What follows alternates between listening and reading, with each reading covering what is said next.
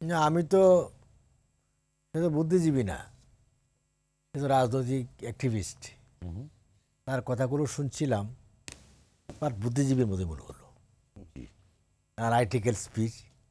আমি একটা কথা বলি ব্রাদার, এত চাপের মাঝেও কি সরকার মেরুদণ্ড শক্ত করে দাঁড়িয়ে আছে না? এই সরকার কি, শেখ হাসিনার সরকার কি নুয়ে পড়েছে? এই যে আপনি জনাব সানিম ওমরাও খান এই টেলিভিশনের স্কোরে দেখছি রাজনীতিতে আবার যুক্তরাষ্ট্রে নিষেধাজ্ঞা, এই বক্তব্যটা সঠিক নয়। এই স্কোরে এটা ঠিক হয়নি, এই বক্তব্যটা যথার্থ নয়। আপনি এটি কি খণ্ডন করেন? না, যথার্থ নয়, যথার্থ নয়।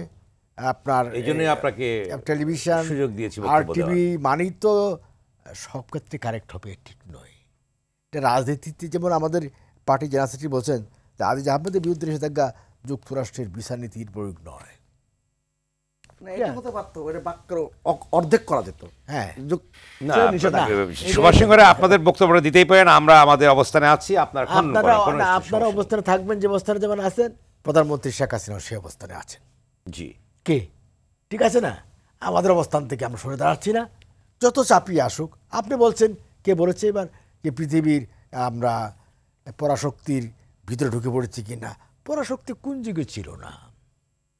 আপনি ৭১ এখন যেমন সরব অবস্থা, না না, আপনি ৭১ মুক্তিযুদ্ধের সময় কি পরাশক্তির বলয় ছিল না? তখন কি আমেরিকা আমাদের পক্ষে ছিল? 13ই ডিসেম্বর জাতিসংঘে বুট্টুর নেতৃত্বে যখন ডেলিগেশন গিয়ে আপনার যুদ্ধবিরতির প্রস্তাব দিয়েছিল, সেদিন সোভিয়েত ইউনিয়নের ব্রেজনেভ ছিল প্রেসিডেন্ট।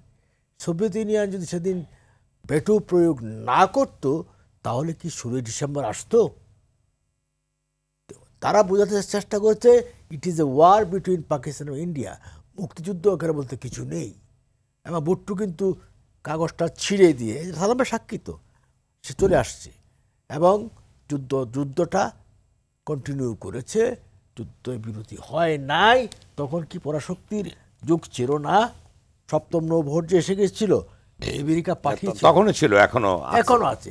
এটা যুগে যুগে থাকবে, সবখানেই থাকবে। যেমন আপনি বলতেছেন আপনারা আমাদের কাছ থেকে কোনো আশার ইঙ্গিত আমেরিকা পেয়েছে কিনা আমি জানি না। এবং ডোনাল্ড লু এখানে আসলেন, কথাবার্তা বলে গেলেন। কি বলে গেলেন? যে আমরা রিলেশনশিপকে আবার সুসম্পর্ক ভালো করতে চাই, মানবাধিকার নিয়ে তারা ডেমোক্রেসিকে আবার স্ট্রেংথেন করতে চায়, রিলেশনকে। এটি ডিপ্লোম্যাটিক কথা। আমরাও তো চাই এই যে আপনার নাগরিক। আসলে আপনাদের সরকারের উপরে যুক্তরাষ্ট্রের চাপ আছে কিনা আপনি কি মনে করেন? না না, এবারের তো চাপ তো সবসময় ছিল, কোনো চাপের কাছে তো অত শিকার আমরা করি না। আপনি জানেন না বিল ক্লিন্টন এসেছিলেন গ্যাস নেওয়ার জন্য, মনে আছে আপনার? প্রধানমন্ত্রী শেখ হাসিনা বললেন যে আমি 50 বছরের জন্য গ্যাসটা সংরক্ষিত রেখে যদি থাকে তারপর দিব, না দেব না। কিন্তু তখন চাপ ছিল। চাপ কখন ছিল না? সব চাপের মাঝেও বঙ্গবন্ধু শেখ কন্যা শেখ হাসিনা দেশপ্রেম, বাংলাদেশের প্রশ্নে, স্বাধীনতার প্রশ্নে, সভরেনিটির প্রশ্নে তিনি মাথা নুয়ে কথা বলেন না, কখনো সারেন্ডার করেন না। Whatever it may be. আমরা এখনো বলছি it is our beloved leader Bangabandhu কন্যা Sheikh Hasina. No leadership here like her. কোনো unparalleled leader it is Sheikh Hasina, আর কেউ নেই। এই যে সুভাষ সিংহ রায় বললো আপনার তারেক জিয়া সম্পর্কে যে কথাবার্তা করে বললো, তারেক জিয়া আসলে তো সর্বরাজ্যই হবে, এটা দুর্নীতি রাজ্য হবে না।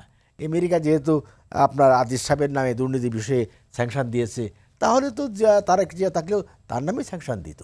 কি আর জিয়া রহমান বেঁচে থাকলে তার নামেও স্যাংশন দিত। তুমি use Zia Rahman kill Sheikh Mujibur Rahman with family members, তুমি পাওয়ার টেক ওভার করেছো, তোমাকে স্যাংশন দিলাম। তুমি জেলখানার 4 নেতাকে হত্যা করেছো, তোমাকে স্যাংশন দিলাম। কি দিত কিনা? কে? সুতরাং এই বিষয়গুলো একেবারেই, আমেরিকা হচ্ছে বিগ স্টেট। এখন প্রশ্ন হলো যে আমাদের গ্রাম দেশের কিছু সংস্কৃতি ছিল, আপনি তো জানার কথা আপনার, সেটা হলো বাসরের নাম বলা নিষেধ। মানে বাসরের নাম বলা যাবে না। আমেরিকা হচ্ছে পৃথিবীর বাসর, তার নাম বেশি বলতে গেলে আমিও সেখানে গিয়ে যেতে না। সেই আপনার কথা কোট আন করছি, ভাসর আপনাদের উপরে এত, অর্থাৎ বাসরকালে আমাদের উপর না, পৃথিবীর উপরই চাপে থাকে। এমনি ইন্ডিয়াকেও ছাড়ে না। এই ভারতকে ছেড়ে দিয়েছে, দুটো কোম্পানিকে এমবার্গো দিয়েছে। এই ভারতকে ছেড়ে দিয়েছে, ভারতকে ছাড়ে। আপনার ভারতের যেহেতু ভারতের বৃহত্তর দেশ, বাংলাদেশ কি ছোট দেশ, সেক্ষেত্রে আমরা ছোট দেশ হলেও আপনাদের- নেতা আমাদের অনেক বড়। ইট ইজ শেখ হাসিনা। ধন্যবাদ আবার আসবো।